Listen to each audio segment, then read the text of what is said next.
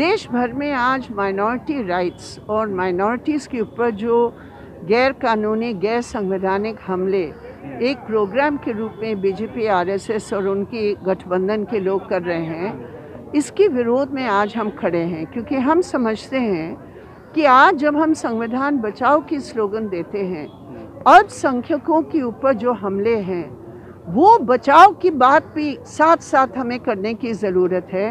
क्योंकि संविधान बचेगा नहीं अगर अल्पसंख्यकों की अस्तित्व पर ही इस प्रकार का आरएसएस और सांप्रदायिक हमला है। निश्चित रूप पर जब आप हिंदुत्व की नारा देंगे और कहेंगे सभी माइनॉरिटी सेकंड क्लास सिटीजन्स के रूप में देखा जाएगा तो कोई भी बच नहीं सकता। ये जाहिर सी बात है कि मुसलमानों पे जो हमले हो रहे हैं, कभी गोरक्षा के नाम पर, तो कभी लफ्ज़ जिहाद के नाम पर, तो कभी देखा आप मस्जिद के नाम पर, कितने सारे इन पर हमले हो रहा है, मस्जिदें जलाई जा रही है, ये सब हो रहा है। लेकिन अब जो भी हो रहा है ये बहुत गलत है। जब से ये सरकार आई है बहुत ज़्यादा हो गया। अगर लोग कहते हैं कि पहले भी होता था ये, लेकिन पहले होता था, लेकिन सरकारें जो थी वो कंट्रोल करती थी। सरकार किस लिए देश चलाने के लिए है।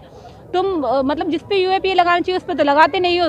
बच्चे उठाए कहीं से भी, गोरक्षा के नाम पर अंदर डाल दिए गए, गाय काट रहे थे, लड़का उठाया जेल में डाल के तुमने मार दिया कि लफ्ज़ जिहाद में था ये। तुमने किसी को उठाया यूएपी में डाल दिया कि सरकार के खिलाफ बोला था। भाई सरकार अगर गलत नीतियाँ लाएगी, गलत कानून लाएगी तो जाहिर सी बात अपने हक के लिए बोलेंगे। अगर कानून हमारे हक के खिलाफ है तो हम बोलेंगे। किसानों के खिलाफ था, किसान बोले तो वो खालिस्तानी होगा। हमारे हक के खिलाफ आया, हम बोले तो पाकिस्तानी हो गए। यार देखो, तुम अगर सरकार जनता के खिलाफ लाओगे कोई भी कानून, किसी भी नागरिक के खिलाफ लाओगे तो जाहिर सी बात है हम बोलेंगे, ऐसे प्रोटेस्ट करेंगे जब तक आपकी सरकार है, ये सरकारी गलत नीतियां हैं, जब तक हम बोलेंगे। हिंदुस्तान में कोई भी नागरिक है, उसे हर नागरिक को, मजलूम को उसके कानून उसकी रक्षा करे।